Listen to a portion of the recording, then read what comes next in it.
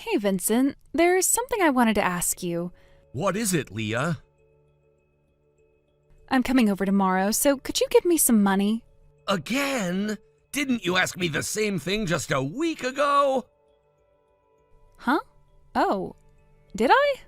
You know, Leah, you've been asking me for money more and more frequently lately. At first, I didn't think much of it because you always made it sound like it was an emergency. Every time you'd say, I really need it, or it's urgent, and I didn't want to let you down, so I gave in. But honestly, I'm starting to think this isn't right.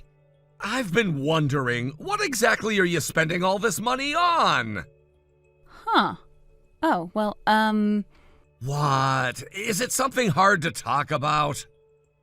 no, it's not that. It's just, even if I explained it, you probably wouldn't really understand. It's nothing you need to worry about. Just give me about 50,000 yen and that'll be fine, okay? Wait a minute, isn't that more than what you usually ask for? You've been requesting larger amounts lately.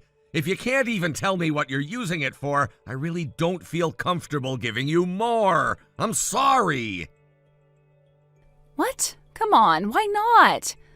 I just told you why. I can't keep handing over money when you're being so vague about how you're spending it. Why are you suddenly acting like this? I should be the one apologizing. I've been too lenient with you. I kept giving you money without asking questions, and that was a mistake.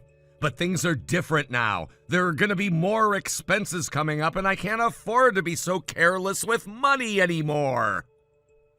What? I don't get it. You said you can't afford to be careless, but that means you still have money, right? If you have it, why not just give it to me? I mean, if you're going to waste it on other things, you might as well let me have it. Waste it? Leah, if you don't even know what I'm using my money for, you have no right to call it a waste. I'm using it for something important. Oh, really? And what's this important thing you're spending it on, huh? You're demanding to know what I'm spending my money on when you won't even tell me what you're using mine for?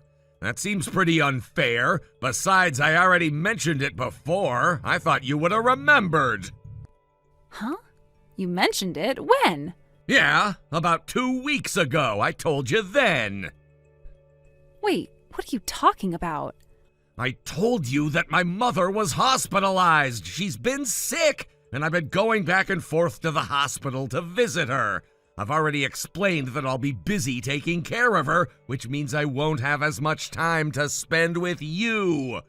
I also mentioned that her hospital bills and the travel costs would start adding up, so I wouldn't have extra money to spare. Do you remember now? Oh, now that you mention it, I think you did say something like that. Your mom's in the hospital, huh? But honestly, I don't see how that's a big deal. What? I mean, you said you're just trying to be careful with money, right? You didn't say you were completely broke or anything. So if you've been saving up money all this time, the amount I'm asking for is nothing compared to your savings, right? It's just a small amount for you. You could easily lend it to me and it wouldn't make a difference. You can't be serious. Are you really saying that? Huh? What's the problem? The problem is everything. Do you really think your logic makes any sense? Of course it does. You're just being stingy all of a sudden. You've always been so nice to me, you know? I thought you'd have a little sympathy for me. I figured you'd think, oh, Leah's struggling. I should help her out even if it's just a little. Why are you being so cold now? Leah, I've just explained to you why I can't give you money so easily anymore. My mother's health is deteriorating. The hospital expenses and the travel costs are piling up. I've made it clear that this is a priority for me. Do you seriously not understand that? Well... Also, you keep telling me you have a part-time job, right? But the fact that you constantly ask me for money means your expenses must be exceeding your earnings. And yet you still won't tell me what you're spending my money on. That makes me even less inclined to give you any more. But, come on, think about it rationally. Your mom's in the hospital, right? That means there's a chance she might not have much time left, right? What? So if you're spending money on her care, isn't that kind of a waste in the long run? I mean, she might not recover. Wouldn't she rather have you spend your money on something more meaningful? Are you being serious right now? Yeah, I mean, think about it. You actually think it's okay to say something like that about my mother? Just because you're not getting what you want, you think you can be that cruel? Do you even hear yourself? Oh, come on. Why are you getting so worked up? You're such a mama's boy, seriously. That's not the issue. You just disrespected my family in the most disgusting way. Do you have any idea how vile that was? Ugh, here you go again with your lectures. Whatever, I don't care about all that. Just give me the money already. I get it now. You only care about the money. It doesn't matter what I'm going through, what my family is facing, or how much it's costing me emotionally and financially. You just want your money, no matter what.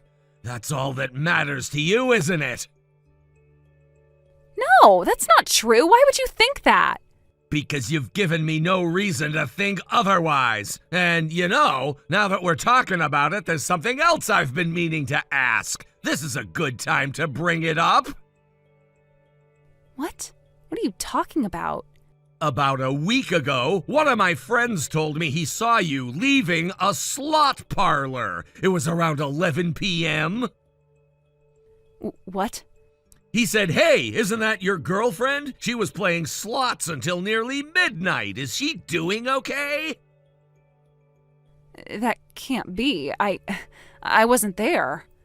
I didn't think much of it at the time. I trusted you. I figured it was just a misunderstanding, that my friend had made a mistake. But now I realize the truth. You've been using the money I've been giving you for gambling, haven't you? I feel like an idiot for not catching on sooner. I should have seen the signs. No, that's not true. I wasn't gambling. Don't bother lying. I have a witness. Your friend is lying. I wasn't at the slot parlor. I swear, I've never been there that late. So, in other words, you've been going to pachinko. What? Actually, I lied about the time my friend saw you. He didn't see you at 11 p.m. He spotted you at 10 p.m. What? You tricked me. That's so cruel. Oh, is it? Well, I figured there's not much of a difference between 10 and 11 p.m. What really matters here is the fact that the money you kept claiming was for emergencies or desperate situations was actually being blown on slot machines. That's the important part. Oh, come on. What do you mean blown? So what if I spend some money on slots? I'm your girlfriend, right? Are you seriously going to complain about how I spend my free time? What I do is none of your business. If it were just occasional entertainment that you paid for with your own money, I wouldn't care. It's your life. You're free to enjoy it however you like. But that's not what's happening here. You've been coming to me begging for money, claiming you're in trouble. You made it sound like you were in some kind of dire situation. But instead of using it for what I assumed were necessities, you've been gambling it away. That's not just irresponsible, it's deceitful. And the fact that you kept hiding it makes it even worse. So, what is it? Are you gonna deny it again? Or are you finally going to be honest with me? Okay, fine. I'll tell you the truth. But if I do, will you help me? Promise me you'll help. Just tell me. All right. The thing is, at first I was only going to pachinko for fun. It was just a casual hobby, you know? But every time I was on the verge of winning big, I'd end up losing. And before I knew it, I was down more money than I could afford. So I started going back, thinking I could win it back. But it didn't work. I just kept losing. And then I got this stupid idea. I thought maybe if I had more money to play with, I could finally turn things around. So I tried to take out a loan. I went to some of the big-name lenders, but I couldn't get approved. The screening process was too strict. I was rejected by every legitimate company, so I got desperate. I went to a shady lender. They didn't ask too many questions, and I got the loan. But the interest rate was ridiculously high. I mean, insanely high. Before I even knew it, the debt started piling up. I was drowning in it. That's why I kept going back to the slot machines. I was convinced that if I could just get one big win, I could clear my debts. But I never won. I just kept falling deeper into the hole. So that's why I came to you. I was using the money you gave me to try and gamble my way out. Wow. That's actually worse than I imagined. But I just told you the whole truth. I was being honest with you. So you'll help me now, right? Please, just lend me a little more. I swear I'll make it right. Just a little bit more and I'll turn it all around. You'll see. No, I can't. What? You're not even going to think about it? I just came clean. I was honest with you and you're still going to turn your back on me?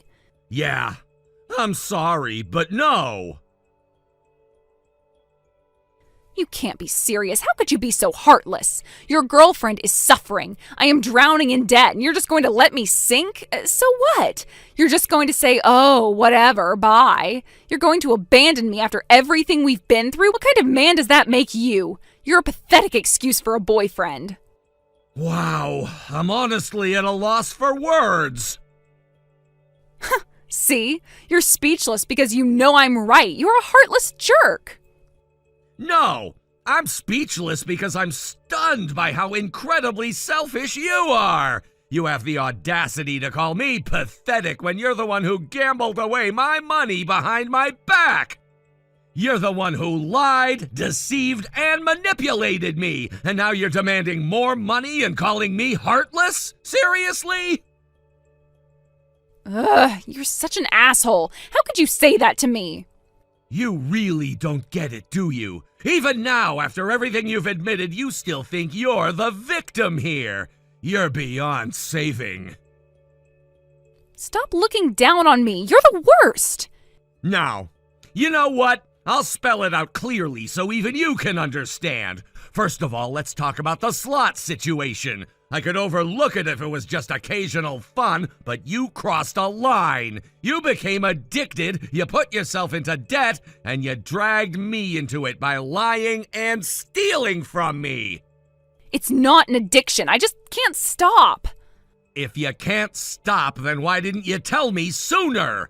If you had asked for help before it got this bad, I might have been able to do something, but you didn't. Instead, you kept lying to me. I did rely on you. I came to you for help. Oh, come on. You mean you asked me for money without telling me why? You conveniently forgot to mention that you were drowning in gambling debt. You expect me to see that as you relying on me? Also, let's not forget how you insulted my mother. You showed zero respect for her. What do you have to say about that, huh? Do you feel even a shred of remorse? Oh, shut up. I see. That's your answer, huh? Then I'm done. I can't do this anymore. Wait, what do you mean? If you had shown even a little bit of genuine regret, if you had sincerely apologized or begged me for help, I might have considered it. But now I know the truth. You never cared about me. To you, I was nothing more than a walking ATM. That's all I was. We're done. No, don't leave me. By the way, do you have any idea how much money I've given you by now? I checked my bank statements. It's over $5,500. What? $5,500? Yeah, and you never once said you'd pay me back. You were never going to. You just took and took. You're financially reckless and emotionally manipulative. I'm done. Consider that $5,500 my parting gift. We're over. No, if you leave me, I'll have nothing. I'll be ruined. I can't live without you. Then you better find someone else to cling to. Goodbye. Wait! Vincent, please!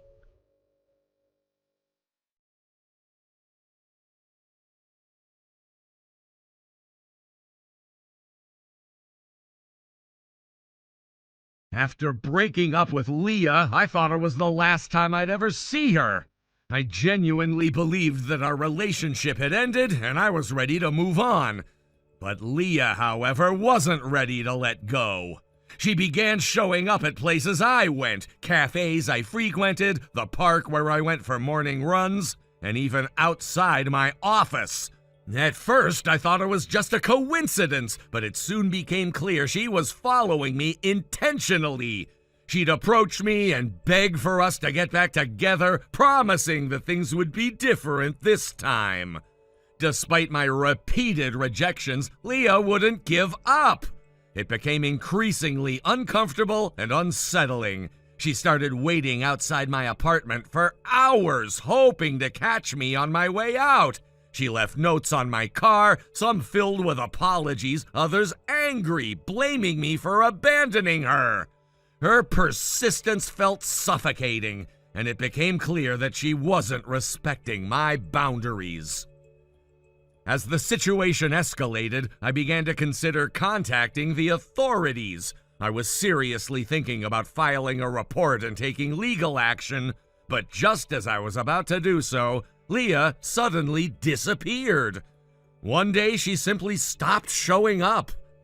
At first, I was relieved. It was a welcome break from the constant pressure, and I could finally go about my day without worrying about her following me. But after a while, I couldn't help but find her sudden absence strange. Why would she give up after being so persistent?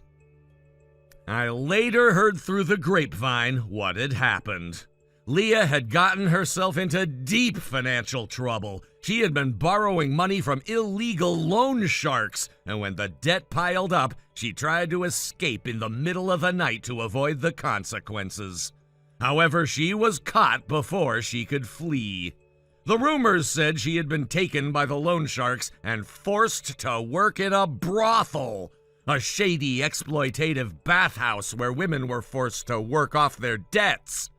I was stunned by the news, but part of me wasn't surprised.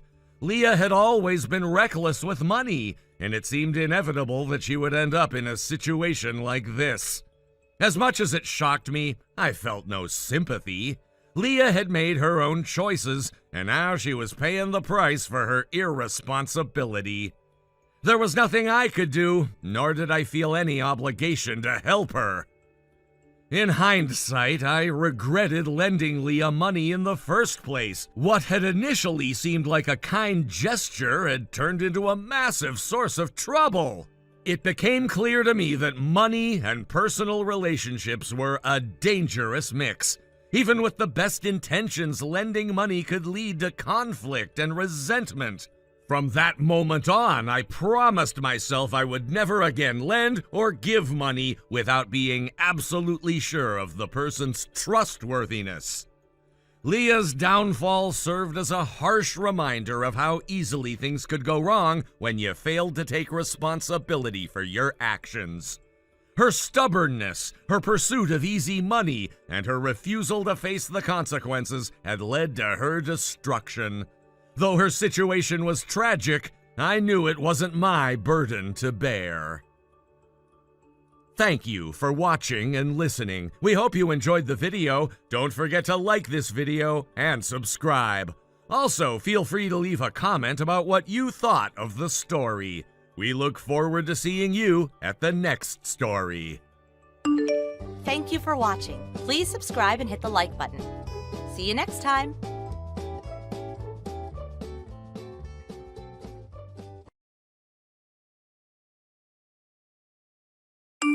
Eli, it's Truny. Hey, you haven't contacted me at all this late. What exactly are you doing? Where are you right now? Come on, at least send me a message.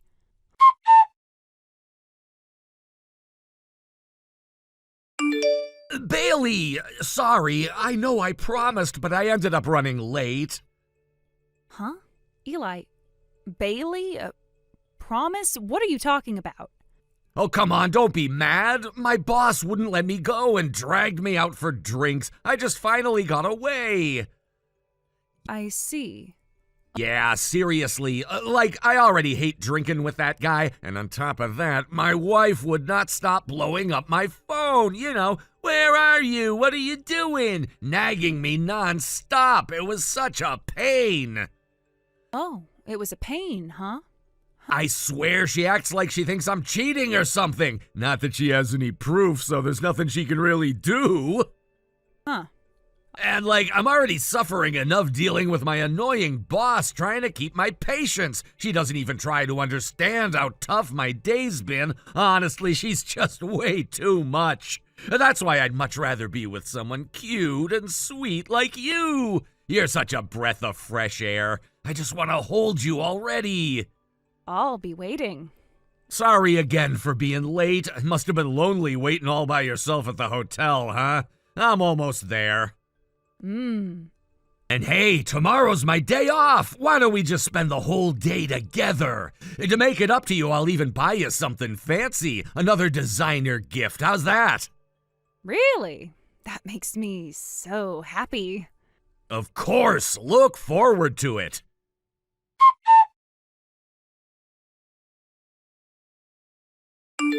Hey, trunk.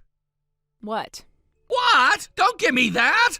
First you start acting all weird throwing accusations at me, and now you're locking me out of my own house? I get home late because of work obligations, and this is what I come back to. Huh? Why? Why? That's what I should be asking you! Let me guess, you're pissed again because I stayed out? The fact that you're bringing this up now means you didn't come home last night either. Not just a late night, more like disappearing for 2 whole days. And now you want to act like the victim? 2 nights ago, my boss forced me to go out drinking, and I crashed at a coworker's place. Then yesterday was my day off, so I just went out and had some fun with him. What's the big deal? It's my free time. I can do what I want. Oh? And what exactly are you trying to say? What am I trying to say? Are you serious? I'm saying don't lock your own husband out of the house. If you've got the energy to stand around outside complaining, maybe just open the door yourself. Oh, wait, don't tell me. You forgot your key? I left it at home that night, okay? If I had it, I wouldn't be asking you for help, obviously. Oh, I see. So you forgot your key, yet somehow you're the one acting all high and mighty?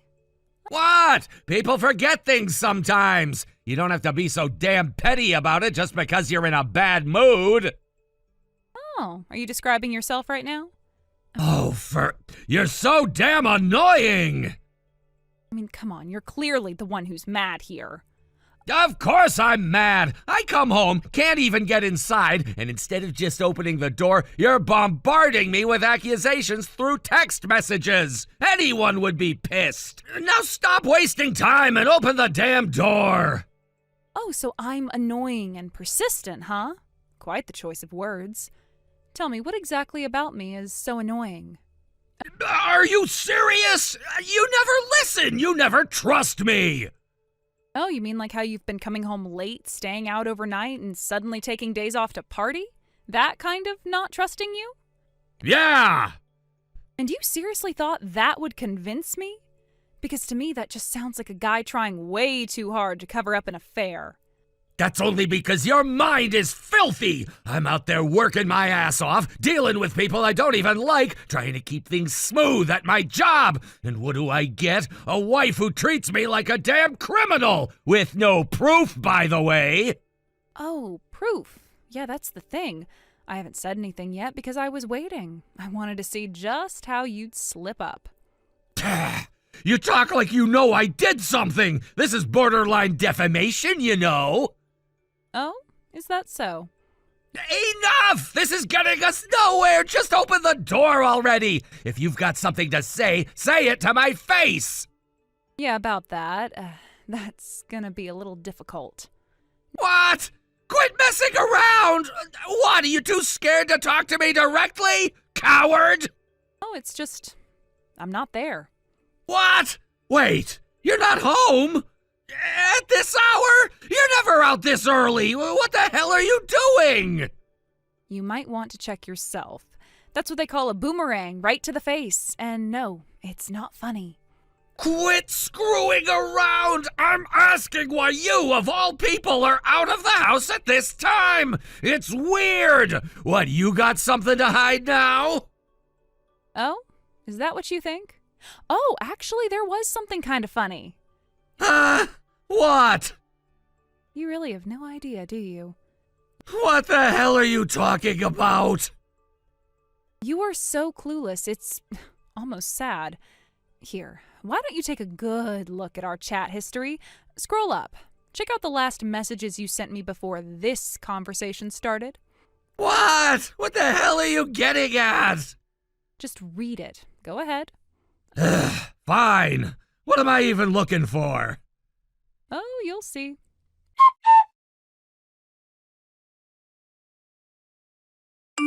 What the hell is this? Oh, you read it? Well then, let's hear your thoughts. Shut up! I was drunk! I messed up a lot of things, okay? Oh, really? Drunk, huh? I mean, I was honestly shocked, you know. It's not every day I get a message like that in the middle of the night. At first, I wasn't sure how to react. I figured maybe you were just being an idiot. But then I thought, what if he actually screws up and digs his own grave? So I decided to just play along. And wow, you did not disappoint. You kept talking and talking, shoveling deeper and deeper, making it worse with every word. It was almost fascinating to watch. I was even looking forward to what kind of pathetic excuse you'd come up with in the morning. But you didn't even realize, not a single hint of guilt. You just woke up like it was any other day. I told you already, I was drunk! Oh, sure, drunk. Drunk enough to call out some woman's name, to text her saying you wanted to spend some quality time together, to head straight to the hotel where she was waiting alone. And to top it all off, you even bragged about how you'd bought her expensive gifts multiple times. But no, of course, you weren't cheating. Just going there doesn't prove anything. It's not like there's solid evidence. And if I just wandered in drunk, it means even less. Besides, I was joking. Joking? Wow, that's your defense? Okay, let's play along with that logic. Even if it was a joke, it doesn't change the fact that you clearly had somewhere you'd rather be than at home with me. You made your priorities clear, so I made mine. I moved out. What? Which means when you came stumbling back home that night, you were talking to an empty apartment. Muttering, making excuses, maybe even cursing under your breath. All of it to absolutely no one. That image alone is priceless. What the hell are you saying? Oh, and one more thing. I left the divorce papers on the table along with a letter, but plot twist, you forgot your key and couldn't even get inside, could you? What a poetic ending. Are you mocking me? Just hold on. What do you mean you moved out? Well, you see, a friend I used to work with before we got married had been asking me for a while. They're launching a new apparel brand and wanted me to join the team. They even set up a place for me to stay. Pretty generous, don't you think? Generous? But you know, when we got married, you told me to quit my job.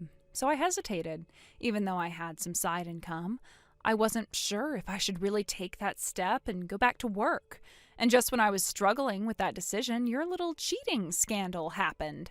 Then, as if the universe wanted to give me one last push, you sent that absolutely ridiculous, incriminating, misdirected message 2 nights ago. That was the final straw. I made up my mind. I'm divorcing you.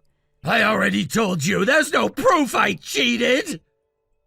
That house was yours to begin with, and I didn't have much stuff, so moving out didn't take long.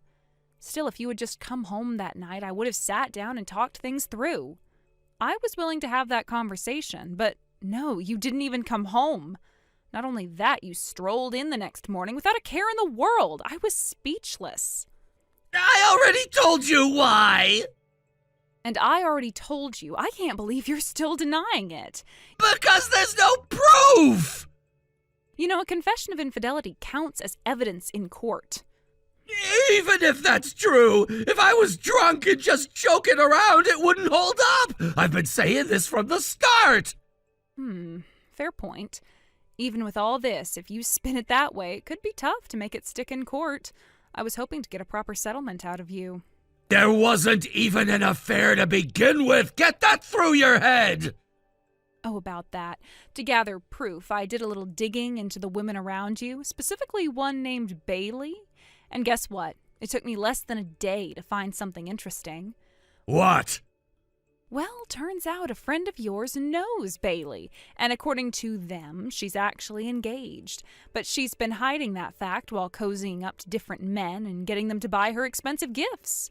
Excuse me? Apparently she was so proud of her little sugar daddy list that she even showed it off. Your friend was completely disgusted. A sugar daddy list? So she was using me the whole time? That bitch! Oh, look at that. You just confessed. Not that it really mattered. I already saw your name on the list anyway. So yeah, I'll be filing the divorce papers. And don't forget about the settlement. That's not the point! I should be suing that woman instead! Honestly, as long as you pay what you owe, I couldn't care less what you do. Oh, please! It's just some pocket change, right? What are we talking here, $1,000? $2,000? Well, I'll be discussing the exact amount with my lawyer, but probably around $20,000, maybe $30,000. What? Oh, by the way, did I mention who Bailey's fiancé is? It's your boss's son. What? Oh, and before I forget, I left your spare key in the mailbox. Have fun with that. Bye.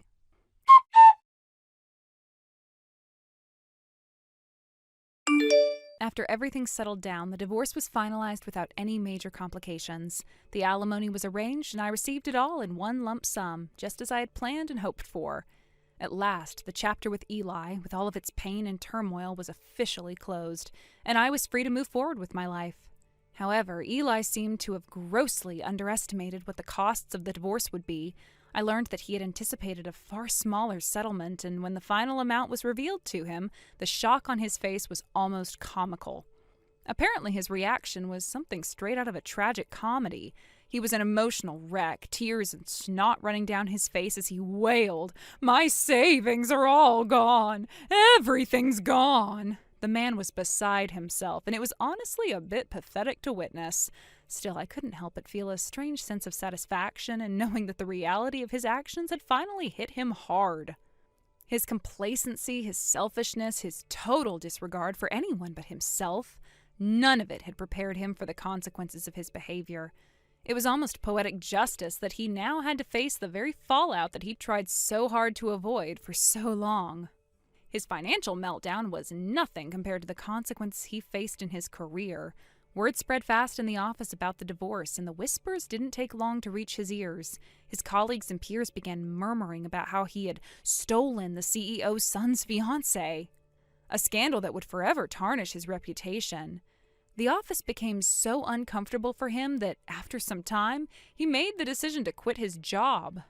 The atmosphere had turned so toxic that he couldn't even show his face without feeling like everyone was talking behind his back. The once proud man who had built his life on manipulating others and maintaining a facade of superiority was now reduced to someone unable to even work in peace. He had failed so spectacularly, and the shame that followed was a bitter pill for him to swallow. Things didn't get better for Bailey either. She had her own set of disastrous consequences to face. The infamous sugar daddy list that she had kept hidden from her fiancé had been uncovered, and needless to say, it didn't end well. When her fiancé found out about her list of men she had been secretly courting for financial support, it was the final straw in their already rocky relationship. Their engagement was abruptly called off, and she was left to pick up the pieces of her broken plans. But that wasn't the end of her downfall. To add to her already mounting issues, Bailey soon faced legal troubles. She was hit with alimony claims from both me and the translator, which were only the tip of the iceberg. She was also being sued by several men who felt they had been deceived by her, claiming that she had been running some kind of marriage scam. To top it all off, Bailey's parents, who had once supported her no matter what, disowned her when they found out the full extent of her actions. They couldn't stand by her when it became clear how far she had gone in manipulating everyone around her.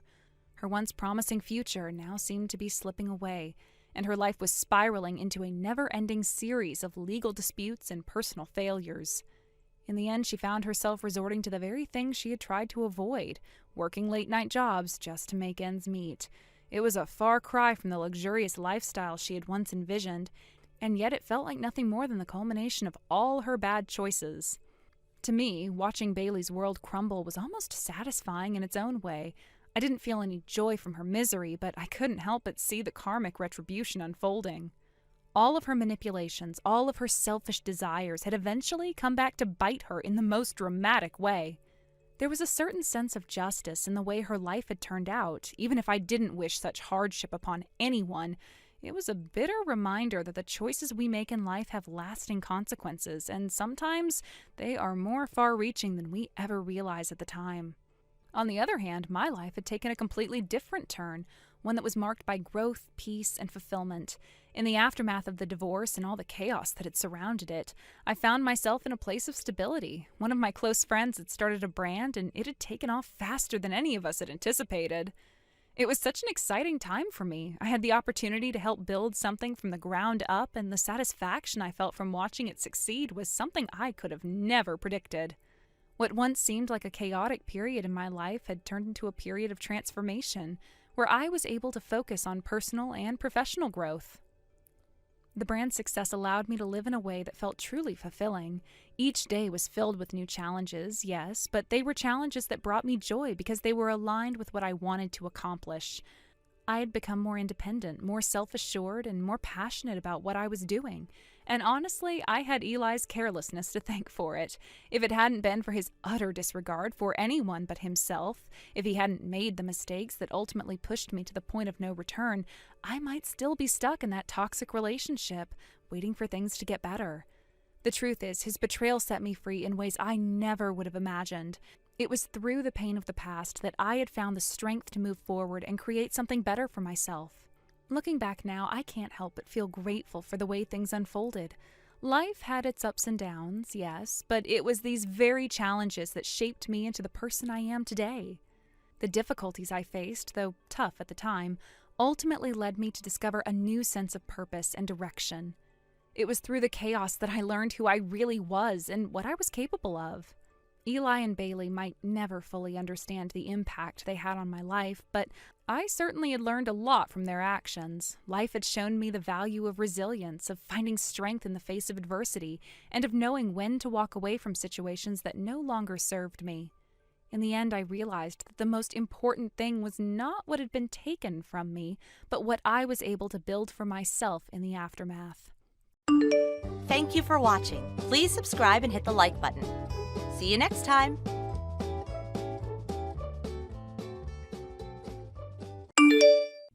Hannah, I need you to take me to the station right now.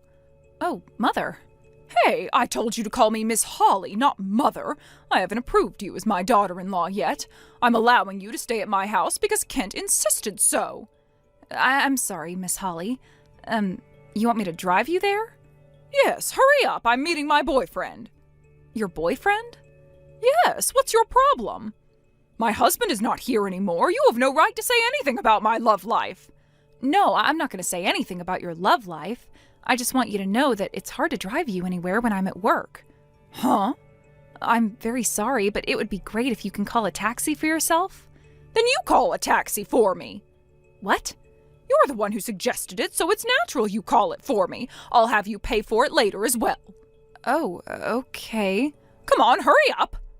Okay, I'll call a taxi and arrange it to come to the front of our house. Okay, hurry up. Goodbye, then.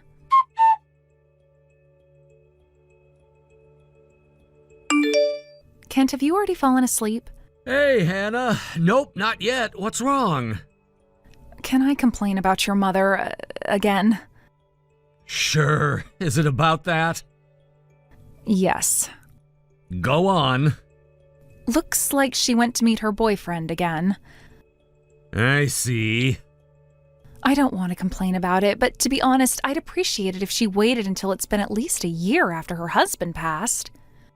Yep, I completely agree. As soon as he passed away and she received the inheritance, she's been hooking up and spending extravagantly. She's also bullying you even more now. I bet she wants us to let her be now that she's single, but isn't it a bit too much? I'm sorry about her. I think she's jealous about how young you are. Jealous? Remember the time I told you about how she gave birth to me when she was 17? Yep. She had to look after me while she was very young, and all her mom friends were older than her. Plus, no woman was younger than my mom among our relatives back then, and she had to survive married life in that environment, and she became a housewife without any working experience in society. She grew up to be an adult with the mind of a kid, basically. She was the queen of the household until you, who is the same age as me, married into the family. I see. For her, it was the first time for a younger woman than her to join the family. Yup. If I was with you guys, I would have been able to be the middleman, but if I warn her over the phone or text, it would just accelerate her bullying towards you. I hate the far distance between us. You can't help it. It was a sudden job transfer. But after a year, you'll be able to come back. I'll try my best not to take her too seriously. I'm glad you think that way. You're always welcome to complain to me. You can contact me anytime. Okay, thanks. Then I'll go take a shower and go to sleep. Okay, good night. Good night.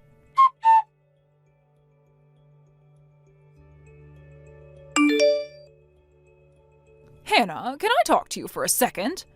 Oh, good evening, Miss Holly. Looks like you're not aware of it yet. Excuse me? What are you talking about all of a sudden? About your boyfriend. Boyfriend? To be exact, the guy you're having an affair with. Huh? What affair? You're doing whatever you want because Kent is not here. You should do all that after you become single like me. What are you talking about? I have no affairs with anyone. It's too late to say that. He was the one who told me about you. It still doesn't make sense. What is the guy's name you're talking about? Oh, you should know it very well. I don't have to tell you. Just tell me. It's Henry. Henry? I know no one called Henry. Okay, forget it. I understand that you want to lie now that your husband's mother found out about your affair, but it's too late. I'm telling you that I don't know who Henry is. Well, listen, I'm pregnant with Henry's baby. Huh? Don't tell me the boyfriend you've been seeing is... Yes, he's Henry, the guy you've been having an affair with. Hey, how do you feel? What? I'm asking you how you feel now that I stole your guy from you. How am I supposed to feel? I bet you're frustrated. I know you're struggling, to be honest. Oh, it's so much fun. I guess I proved that I'm more attractive as a woman than you now. We've already promised each other to get married. You should just give him to me and leave. Could you stop bragging about things I'm not involved in? Actually, I don't care who you're dating. Huh? I really don't know who Henry is. So you can marry him and do whatever you want. You're very brave to act like you're better than me saying those things. I'm not trying to act like I'm better than you. I'm just telling you the truth. Okay, looks like you want to go against me either way. So I'll tell my son about your affair then. I don't think Kent will believe what you say because there's no proof. I'm not sure about that. I have Henry with me, the guy you've been having an affair with. I know who's gonna win. Goodbye, you loser.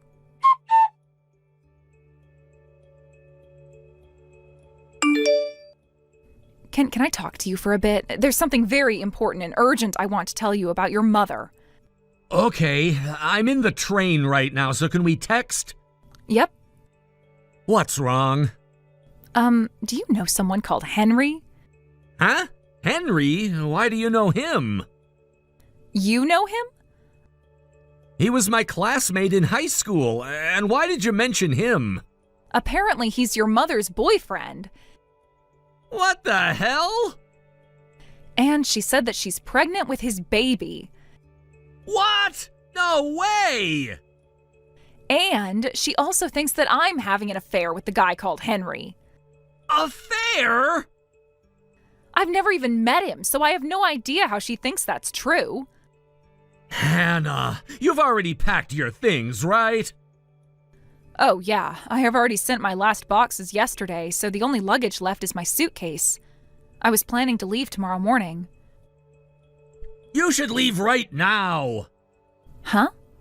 I'm sorry to rush you, but it's best for you if you leave as fast as you can. Huh? Why?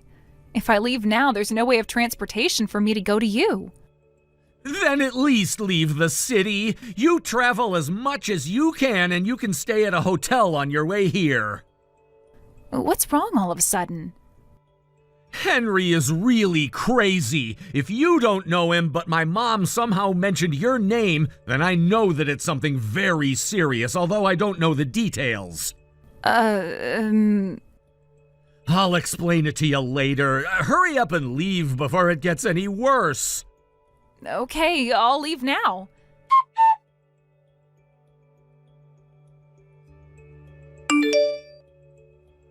Hannah, where are you? Henry is going to move in with us starting today, so I took him home. Good morning, Miss Holly. I was planning to show off how much we loved each other. Come home right now. Oh, I'm telling Kent about your affair after I give birth to our baby. I'll make you take care of me, who's pregnant with Henry's baby, as my housemaid, loser. Oh, no. You still haven't realized? What? I won't go back home. I was sending my things away little by little, but I guess you never realized. Oh, does that mean you left the house admitting your defeat? I never thought we were fighting against each other. But you're moving in with Henry, huh? Yes, we're planning to officially get married soon. It's normal we live together if we're getting married. I see. I guess I was very close. Close to what? I was right for doing what Kent said and leaving the house last night. What are you saying? Turns out Henry used to be his classmate. Oh, right. Using that connection, he said that he got in touch with you. That's just a lie to get close to you. Huh? I'll tell you exactly what Kent said to me. Henry tried to reassure you by telling you that he knew your son, lied about having an affair with me, knowing you saw me as your rival to intensify our rivalry, and manipulated you into having a relationship with him. Looks like you believed him and fell into his trap. What are you talking about? To sum it up, Henry is the type of guy to flirt with any woman, no matter their age, as long as they're rich. He'll make them use up all their money on him, get everything they have, and dump them as soon as they run out of money. He's that kind of guy. Huh? I guess he's after the money you inherited from your husband. What? You ruined your own life as a result of bullying your daughter-in-law. What? Oh, poor thing. Huh? But if you're already pregnant with his baby, I guess you have no choice. Work hard and give birth, take good care of your baby. No, wait, Hannah!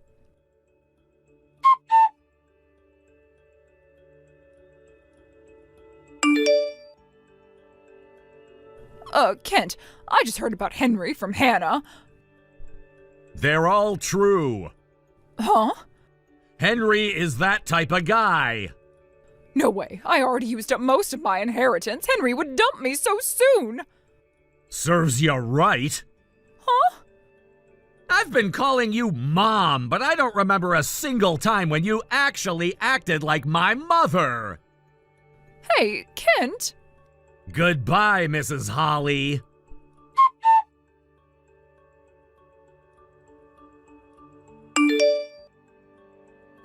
After those messages, we both blocked her from our contacts. She never did anything for him as his mother, and she always prioritized being feminine, so Kent had already been tired of her for a while. We decided to cut relations with her now that his father had passed. And this happened while we were getting ready for that. A few months later, Henry sensed that she no longer had any money to spend on him, so he quickly disappeared from her sight. She ran out of money, and because she was never serious with childcare, there was no way she could make a living with a baby in her hands, so I heard she gave the baby up for adoption. Now she's forcing herself to work despite just giving birth, and she's experiencing the hardships of life for the first time, crying in loneliness as she lives her life in isolation. Thank you for watching. Please subscribe and hit the like button. See you next time.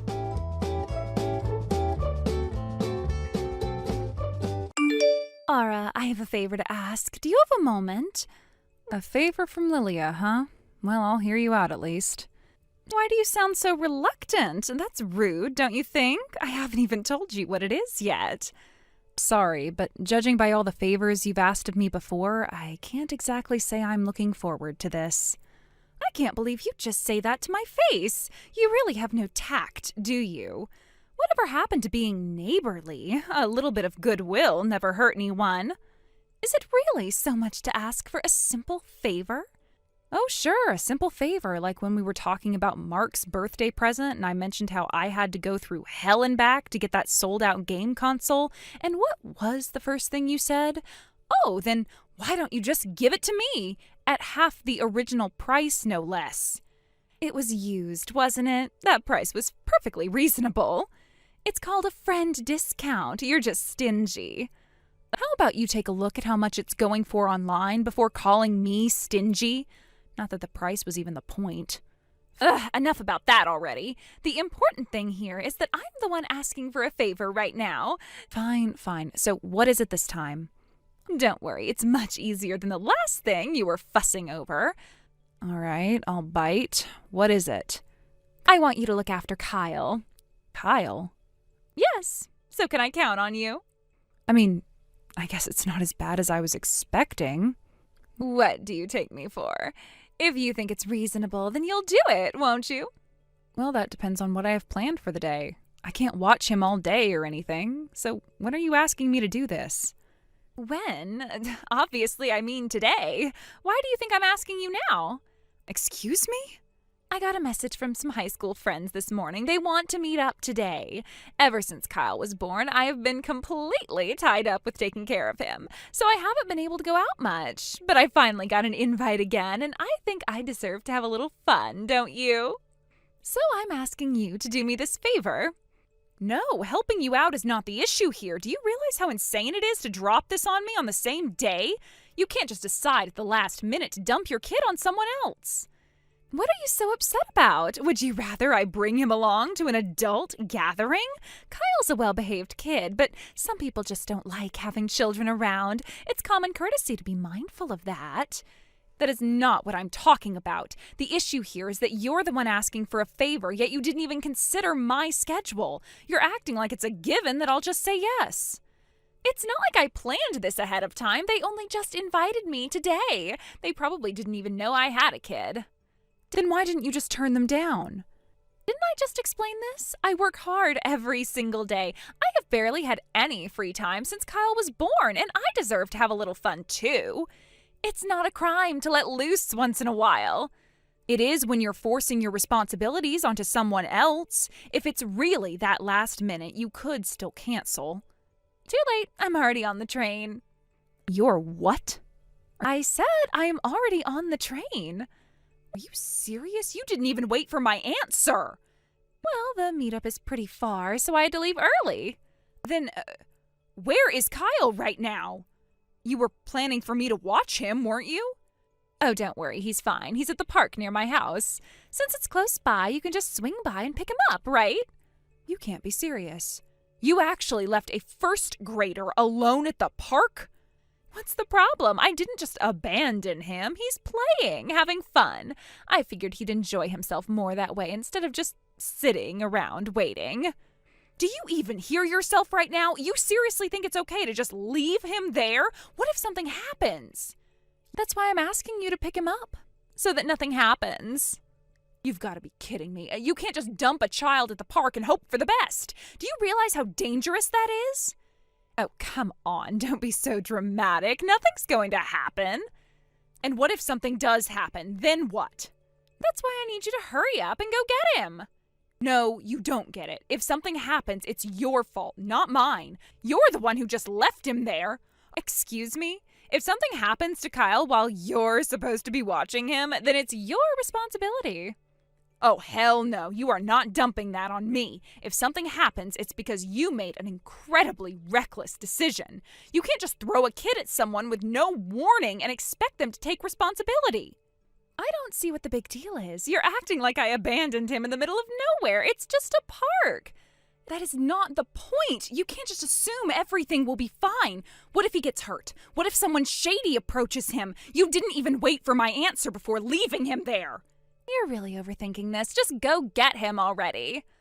Absolutely not. You need to turn right around and pick up your own kid. I am not going to clean up this mess for you. Ugh, you are so unreasonable. Why can't you just help me out like a real friend? A real friend wouldn't spring something like this on me with zero notice and then dump all the responsibility on me. This is your kid, Leah. Start acting like it. It's your responsibility to take care of the child. Excuse me? No, I never agreed to that. Just do it already. I am asking you so nicely here. Nicely?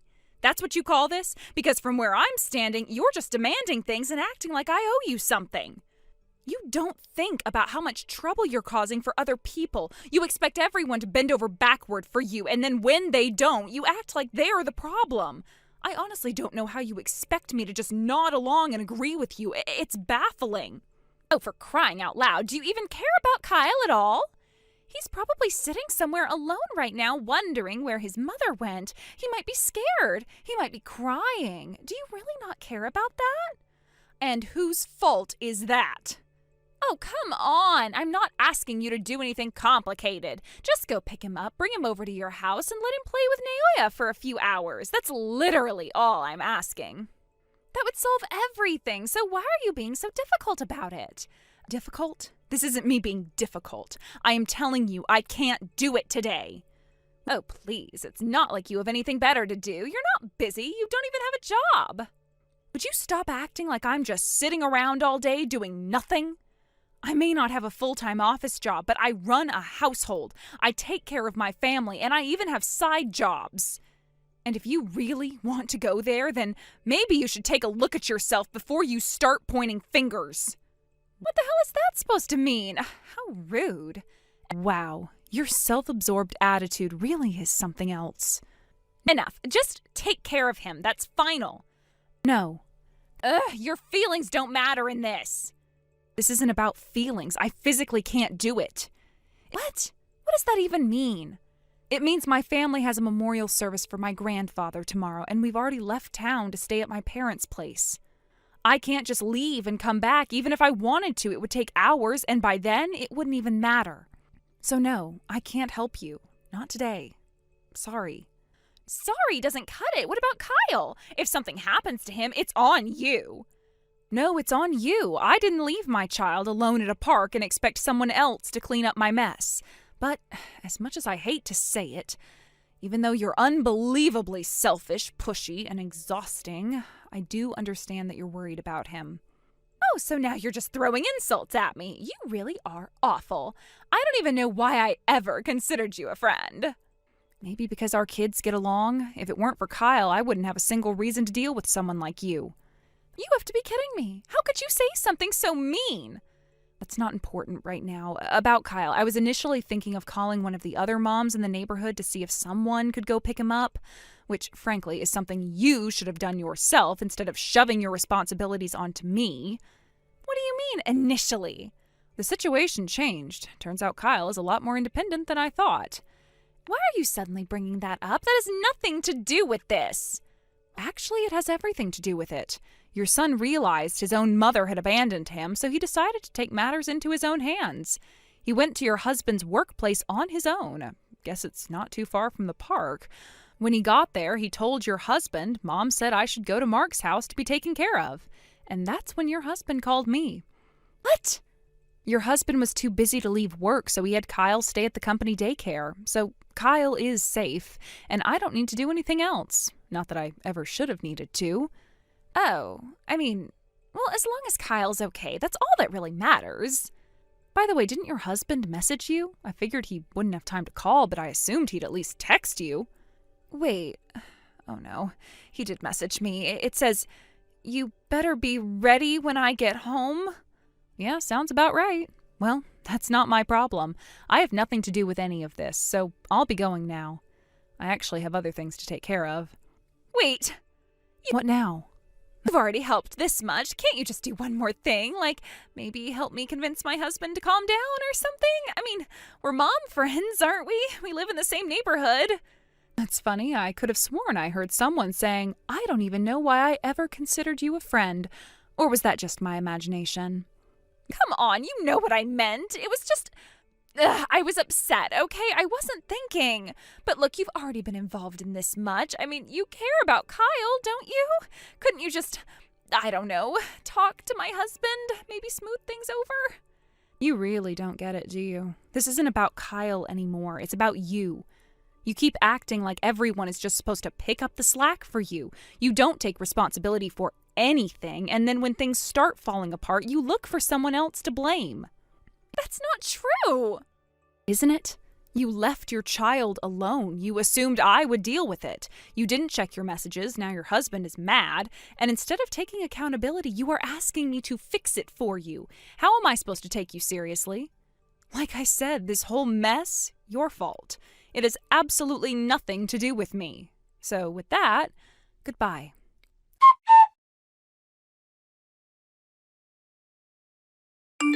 A few days later, when we returned home, her husband came to apologize. According to him, he had been growing increasingly frustrated with his wife's selfish behavior, which had been escalating over time. He had tried to tolerate it for as long as he could, but this incident had pushed him to his breaking point. As a result, he made the difficult decision to file for divorce. They had a serious discussion, and in the end, they reached an agreement on custody arrangements. He had been granted full custody of their son, Kyle, and as a result, Kyle would be living with him from that point onward. The apology was sincere. Her husband expressed regret over the way things had unfolded, and despite everything that had happened, he asked if we could continue being friends with Kyle. He acknowledged that his ex-wife had caused a lot of trouble, but he wanted to ensure that Kyle didn't lose the connection he had with the people who cared about him, including us. He seemed genuinely concerned for his son's well-being, wanting him to grow up in a positive environment despite the turmoil in his own life. We all agreed that we would continue to stay close with Kyle. The past was behind us, and we didn't want to let it affect the bond we had formed with him. Kyle was a good kid, and he didn't deserve to be caught in the middle of the mess that his parents had created. As much as his mother had caused trouble, Kyle was innocent in all of it. We reassured her husband that we would always be there for Kyle, and we were happy to continue being a part of his life. After the conversation, we agreed that Kyle and his dad could stay with us for the time being. They didn't have a stable place to stay at that moment, so it seemed like the right thing to do. We knew it would be an adjustment for all of us, but we were more than willing to offer them a place to stay while they worked things out. In the days that followed, Mark and Kyle quickly became close friends. They had always gotten along well, but now they had the opportunity to spend even more time together. It was heartwarming to see how easily Kyle adapted to his new living situation and how much he seemed to appreciate the support he was receiving. The two of them would play games, watch movies, and share stories about their days. It was a small but comforting reminder that even in difficult circumstances, the presence of good friends can make a world of difference. Thank you for watching. Please subscribe and hit the like button. See you next time.